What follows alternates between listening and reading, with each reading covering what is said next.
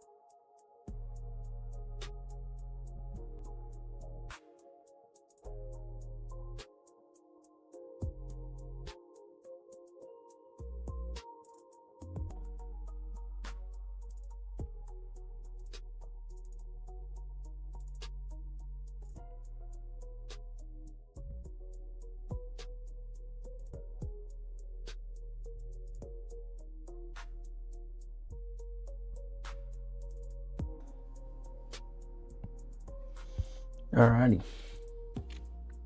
To some extent, that's what Skywarp will look like. Right, let's get this as an official image now. So, onto our newest layer. Grabbing our pen. Actually, what I'm going to do is I'm going to fill the layer with red just to make it a bit more distinct.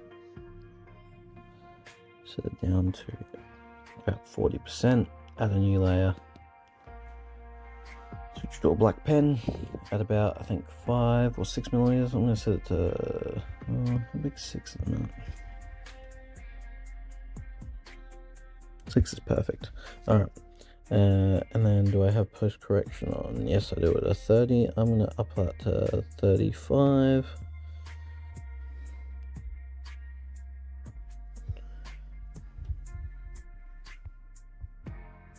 It's this Skywarp we're talking about, so he doesn't have as much detail, so I might remove a few things here and there.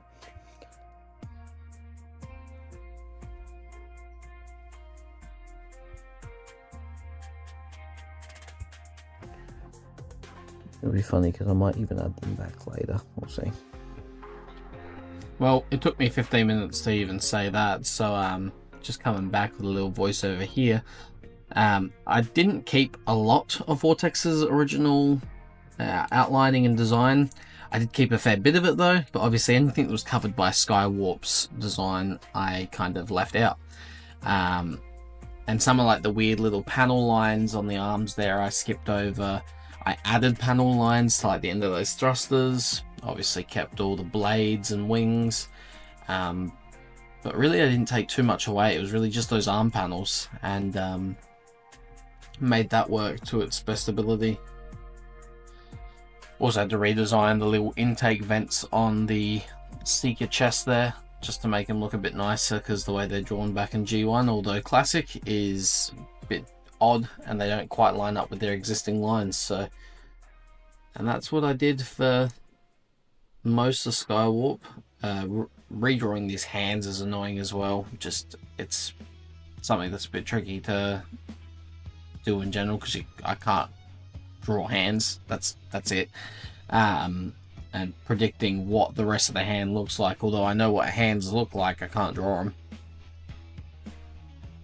And then I did have to go back on the face, erase all the lines, and do them with a smaller pen as well. That's why I stopped for a few seconds there.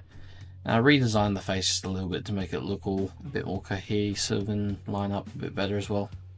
Because G1, it was all done by hand, no computer aided, but now there's computer aided, I made it a little bit neater.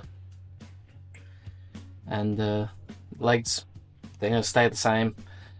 It's really just anywhere where I've added Skywarp's bits that's going to change.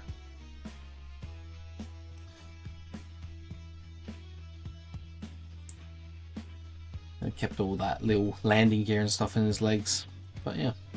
Alright, I'll let you guys watch the end of this, and I'll be back in a second.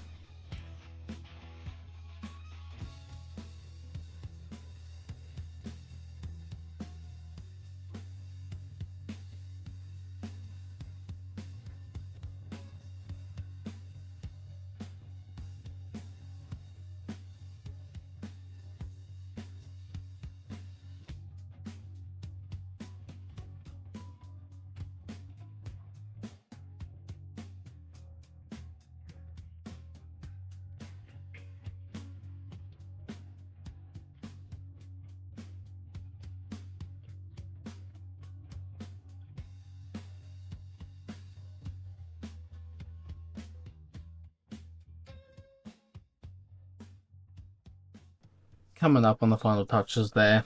The audio was lost for this section, so I'm just going to talk over it. Now, just removing all the background parts, making the background transparent. I'm going to change the canvas size to only be the size of Skywarp here, just so it's easier and makes the file size a bit smaller, because drawing things on a 4K canvas makes it a bit hard to store a lot of stuff. And then this way, when I port him into a new background, he's not huge. And that is the finished look for Skywarp. Oh yeah, I had to fix the foot too, because I accidentally put the Vortex model too close to the bottom of the screen. That's alright, that's an easy fix. But yeah, so this is the base look for what my Skywarp will look like. Both technically my Skywarp, I guess, if you really want to say that. But other than some shading here,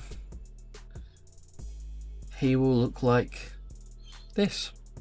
Now let's get on to the full canvas and really turn him into the Sea Sprite. Here we have Skywarp and the Sea Sprite helicopter laid out. I'm going to just set up all of my layers and we'll get ready to start drawing on it all.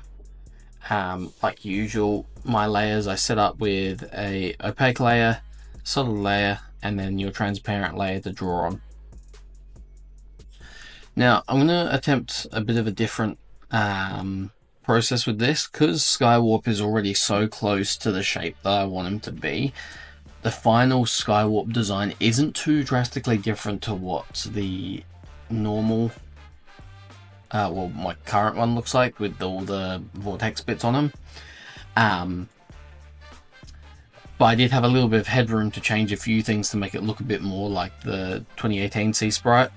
I've had to kind of guesstimate where the propellers would be on the back here as well, because it's spinning, and when you take a photo of a spinning blade, sometimes it doesn't show up based on your frame rate. But this Skywarp as a whole has been one of my favorite of them all, actually, to draw in general, besides maybe Blaster, who took quite a unique turn, and maybe Starscream. This Skywarp turned out much better than I could have expected. So much so that the next video in this series will probably be Ratchet as a different type of helicopter, more so the one that Sandstorm was, the triple changer, because I think that would suit him very much. Suit him very well. But it's also the same sort of helicopter that they use for ambulance rescues, I'm pretty sure, because it's like a passenger helicopter.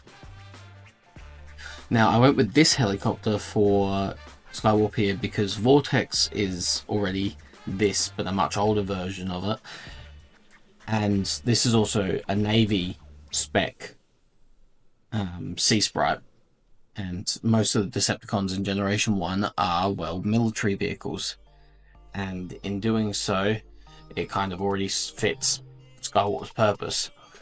And yes, you could argue that Starscream F1 cars are not a military vehicle, but it doesn't really matter in that sense, because Starscream could have been anything. But